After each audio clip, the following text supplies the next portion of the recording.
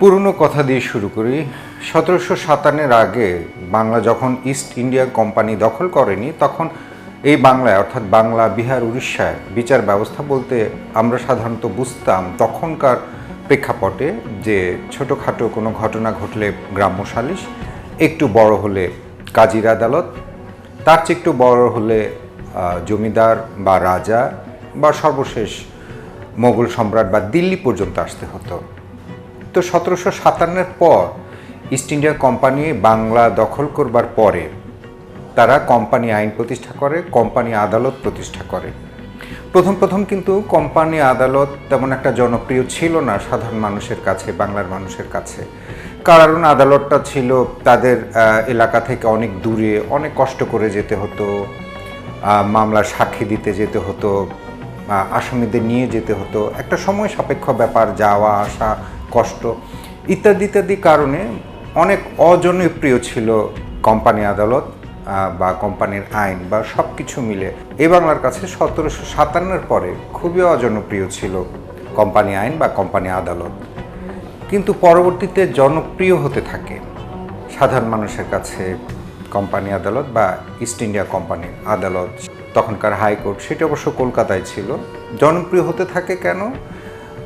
কারণ গ্রাম্য সালিশে কোনো কেউ অপকর্ম করলে বা কোনো ঘটনা ঘটালে গ্রাম্য সালিশে কিন্তু গ্রামের সবার সামনে, মানে মিথ্যা কথা বলার কোনো সুযোগ থাকতো না, কারণ গ্রামের সবার সামনে কেউ মিথ্যা কথা বলবার অবস্থা থাকতো না। মুরব্বি থেকে শুরু করে সব শ্রেণী পেশার মানুষ থাকতো। কাজীর আদালতে অনেকটা তাই।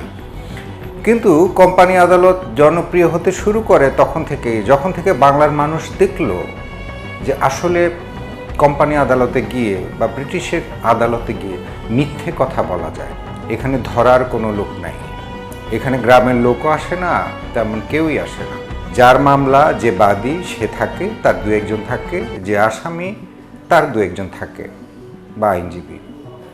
এই মিথ্যে কথা বলার সুযোগের কারণে কোম্পানির আদালত এই বাংলায় ধীরে ধীরে জনপ্রিয় হতে থাকে এবং এরপর থেকে সালিশি আদালত বা কাজীর আদালত সেগুলো পুরোপুরি বন্ধ হয়ে যায়। কনফেশন বা জবানবন্দি দুই ধরনের হয় 164 ধারায়। কারো বিরুদ্ধে যদি অভিযোগ থাকে হত্যা বা যে কোনো ঘটনার, তখন সে যদি নিজেকে জড়িয়ে একটি জবানবন্দি দেয় ওই ঘটনার সঙ্গে নিজেকে জড়িয়ে, সেটাকে বলা হয় ইনকালাপটরি কনফেশন। আর যদি নিজেকে না জড়িয়ে অন্যভাবে ঘটনাকে প্রবাহিত করবার জন্য 164 ধারায় জবানবন্দি দেয়, তাহলে হবে এক্স ইনকালাপটরি কনফেশন। অর্থাৎ এক কনফেশনে নিজেকে জড়িয়ে দেওয়া যাবে, আরেক কনফেশনে নিজেকে জড়িয়ে নাও দেওয়া যাবে। এবং 164 ধারা জবানবন্দি দেবার আগে কিন্তু আদালত যিনি জবানবন্দি দেবেন তাকে ঠান্ডা মাথায় জিজ্ঞেস করে, বলে যে এই যে জবানবন্দি আপনি দিচ্ছেন এতে আপনার সম্মতি রয়েছে কি না, না পুলিশ বা আইনশৃঙ্খলা বাহিনী আপনাকে জোর করে জবানবন্দি দিতে বাধ্য করছে। আপনি ভাবুন, চিন্তা করুন, তারপর আপনি আমাকে জানান। এবং আসামিকে কিন্তু ভাববার সময় দেয়। তখন ম্যাজিস্ট্রেট তাকে আবার বলে যে এই জবানবন্দি যদি আপনার বিপক্ষে যায় তাহলে কিন্তু কাটবার কোনো সুযোগ নেই। আদালতের সাক্ষী হিসেবে, সাক্ষ্য হিসেবে এই জবানবন্দি কিন্তু আপনার বিপক্ষে গেলেও যেতে পারে, আর একটু ভাবুন। তখন আসামিকে আবার আর একটু সময় দেওয়া হয় এবং আসামি ভাবে। কেউ জবানবন্দি না দিতে চাইলে দেবে না, আর দিতে চাইলে সে যদি বলে হ্যাঁ না আমার কোনো সমস্যা নেই, যদি আমার বিপক্ষেও যায় সাক্ষ্য প্রমাণে গিয়ে এই জবানবন্দির রেকর্ড, তাতেও আমার কোনো সমস্যা নেই, আমি 164 ধারায় জবানবন্দি দেব। তারপরেও কিন্তু ম্যাজিস্ট্রেট তাকে সময় দেয় এবং এরপরেও সে যদি জবানবন্দি দিতে অস্বীকৃতি না জানিয়ে জবানবন্দি দিতে শুরু করে, তাহলে তার জবানবন্দি লিপিবদ্ধ হয়ে যায়। আরেকটি মজার বিষয় হচ্ছে যে 164 ধারায় জবানবন্দি দেবার পরেও কিন্তু আদালতে যখন সাক্ষ্য প্রমাণ বা আদালতের যে প্রসিডিউরগুলো চলবে, তখন একজন আসামি চাইলে এই যে 164 ধারায় জবানবন্দি তিনি দিয়েছেন তিনি যে কোনো সময় প্রত্যাহার করতে পারেন, যে কোনো একটি কজ দেখিয়ে প্রত্যাহারের আবেদন করতে পারেন। মানা না মানা সেটি আদালতের এখতিয়ার, কিন্তু প্রত্যাহারের আবেদন করতে পারেন, তখন কিন্তু বলতে পারেন যে আইনশৃঙ্খলা বাহিনী বা পুলিশ আমাকে জোর করে, আমাকে ভয়ভীতি দেখিয়ে, নানাভাবে ভয়ভীতি দেখিয়ে এই 164 ধারায় জবানবন্দি দিতে বাধ্য করেছে। তখন কিন্তু ওই আবেদনটি আদালত গ্রহণ করুক আর না করুক, উচ্চ আদালতে গিয়ে একটা গুরুত্বপূর্ণ ভূমিকা পালন করে। এই 164 ধারা জবানবন্দির বিষয়ে এত কথা বলবার মূল কারণ হচ্ছে, আপনারা জানেন যে ঝিনাইদহ 4 আসনের সংসদ সদস্য আনোয়ার আজিম আনার হত্যাকাণ্ডের সঙ্গে যারা, সেই সঞ্জীবা গার্ডেনে কলকাতার নিউ টাউনে যারা হত্যার সঙ্গে সরাসরি জড়িত ছিল, তাদের মধ্যে একজন অন্যতম নারী সদস্য, একজনই নারী সদস্য শিলাস্তি রহমান, তিনি 164 ধারায় জবানবন্দি দিয়েছেন।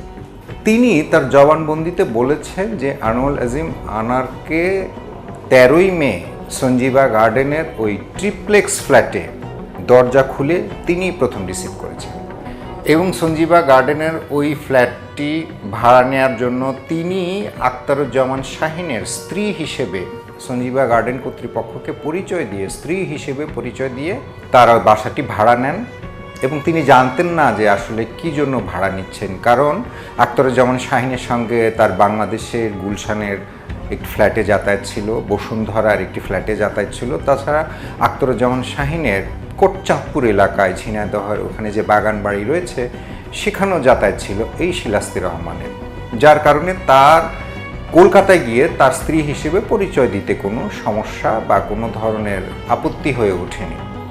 এবং সেই কারণে সঞ্জীবা গার্ডেন কর্তৃপক্ষ আখতারুজ্জামান শাহিন এবং শিলাস্তি রহমানকে ওই ফ্ল্যাটটি, ট্রিপ্লেক্স ফ্ল্যাটটি ভাড়া দেয়। এবং 13ই মে যখন আনোয়ার আজিম আনার ওই ফ্ল্যাটে যান, তখন দরজা খুলে শিলাস্তি রহমানই আনারকে ভেতরে ঢুকান এবং বসার ঘরে বসতে দিয়ে তিনি ট্রিপ্লেক্সের 3 তলায় চলে যান এবং পরবর্তীতে কয়েক ঘন্টা তিনি সন্ধ্যার আগে ওই ট্রিপ্লেক্স থেকে নিচে নামেননি।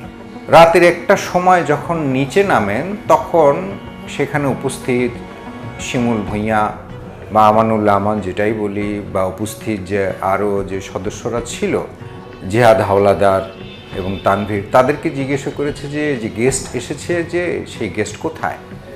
তখন তারা বলেছে গেস্ট চলে গেছে। শিলাস্তি রহমান তো প্রশ্ন করলো, এখানে অনেক ফিটকিরি, অনেক ব্লিচিং পাউডারের গন্ধ তিনি পাচ্ছেন, এগুলো কোত্থেকে এসেছে? তখন এই শিমুল ভূঁইয়া বা আমানুল্লাহ আমান বা জিহাদ হাওলাদার তারা বলেছে যে আসলে এখানে ক্লিনার এসেছিল, ক্লিন করে চলে গেছে। এরপরে তিনি আবার ট্রিপ্লেক্সে 3 তলায় চলে যান। জবানবন্দিতে তিনি এটি বলেছেন। জবানবন্দিতে তিনি আরও বলেছেন যে আখতারুজ্জামান শাহিন তাকে নিয়ে কলকাতার একটি মার্কেটে গিয়ে 3টি লাগেজ কেনেন এবং এই লাগেজ কোন কাজে ব্যবহার হবে তিনি জানতেন না। এই লাগেজগুলো কিন্তু পরবর্তীতে সঞ্জীবা গার্ডেনে ওই ফ্ল্যাটটিতে নিয়ে আসা হয় এবং এর বাড়তি তিনি কিছু বলেননি। এই ইনফরমেশনগুলো আপনাদের কাছে নতুন নয়। আমি কেন বললাম, উনি 164 ধারা জবানবন্দিতে এই বলেছেন এবং গণমাধ্যম কর্মীদেরকে কিন্তু এই মামলার তদন্তের সঙ্গে যারা সংশ্লিষ্ট তারা কিন্তু এই কথাগুলোই বলেছেন, এর বাড়তি কিন্তু কোনো কথাই বলেননি। শিমুল ভূঁইয়ার বিরুদ্ধে তদন্তকারী কর্মকর্তা, তদন্তকারী সংস্থা যে অভিযোগগুলো করেছে, শিমুল ভূঁইয়াও কিন্তু 164 ধারা জবানবন্দিতে তিনি ম্যাজিস্ট্রেটের কাছে এই সমস্ত স্বীকারোক্তি দিয়ে চলে এসেছেন। তার ভাতিজা তানভীর, সেও 164 ধারা জবানবন্দিতে আদালতের কাছে তিনি স্বীকার করেছেন যে তিনি দেহাংশ ফেলে দেওয়ার দায়িত্ব পান, কিন্তু কাটার সময় তিনি উপস্থিত ছিলেন না। তিনি একটু বাড়তি যোগ করেন, শিমুল ভূঁইয়া থাকবার কারণে তার প্রয়োজনে সে কলকাতায় যায় এবং পরবর্তীতে এই ঘটনা ঘটবার পর সে বিভিন্ন জায়গায় ছড়িয়ে ছিটিয়ে দেহাংশ ফেলে এবং পরবর্তীতে সে 16ই মে বাংলাদেশে ফিরে সাভারের একটি এলাকায় গা ঢাকা দেয়।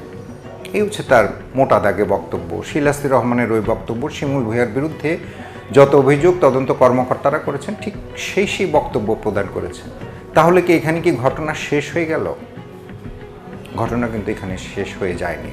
আমি যেটা বলেছি সেটা হচ্ছে যে এই আদালতে কি বলেছে না বলেছে সেটি পরিবর্তন এবং সেটি প্রত্যাহার করবার সুযোগ তাদের রয়েছে। প্রতিদিন প্রতি সময় রিমান্ডে থাকবার চাইতে কারাগারে থাকা ভালো। বিভিন্ন স্বজনদের সঙ্গে দেখা করা যায়, নানান ধরনের সলা পরামর্শ করা যায়। এই কারণে সম্ভবত রিমান্ড শেষ হওয়ার আগেই এই আসামিরা 164 ধারা জবানবন্দি দিয়ে এর মধ্যে কিন্তু কারাগারে চলে গেছে এবং পরবর্তীতে যে কোনো সময় তারা যদি প্রয়োজন মনে করে যে কোনো সময় তারা এই সব জবানবন্দি প্রত্যাহারের আবেদনও করতে পারে।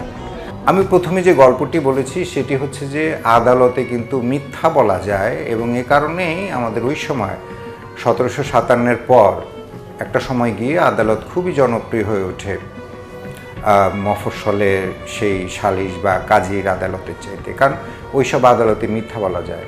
তো আসামিরাও প্রয়োজনে সে নিজেকে তাৎক্ষণিক বাঁচার জন্য নানানভাবে মিথ্যা কথা বলবার প্রয়াস পান বা সুযোগ পান এবং যে কথা আইনের ভাষায় বলা হয়ে থাকে যে শত আসামি ছুটে যাক কোনো সমস্যা নাই, একজন নিরপরাধ যেন কোনোভাবে বিনা দোষে সাজা না পায় বা শাস্তি না পায়। অর্থাৎ মামলার ধারা আদালত এগুলো বেশিরভাগই কিন্তু আসামির পক্ষেই যায় এবং আসামির জন্যই নানানভাবে এগুলো তৈরি হয়ে থাকে, কারণ অনেক নিরপরাধও আসামি হতে পারেন, যার কারণে সে কিভাবে স্কেপ হতে পারে সেই সুযোগ কিন্তু আদালতে আইনে বিভিন্ন জায়গায় সুযোগটা দেয়া থাকে। তো ওদের 164 ধারা জবানবন্দি দেয়া মানে হচ্ছে যে আনোয়ার আজিম আনার হত্যাকাণ্ডের বিচার প্রায় শেষ প্রান্তে, এমনটা বিশ্বাস করবার বা এমনটা ভাবার কোনো সুযোগ নেই।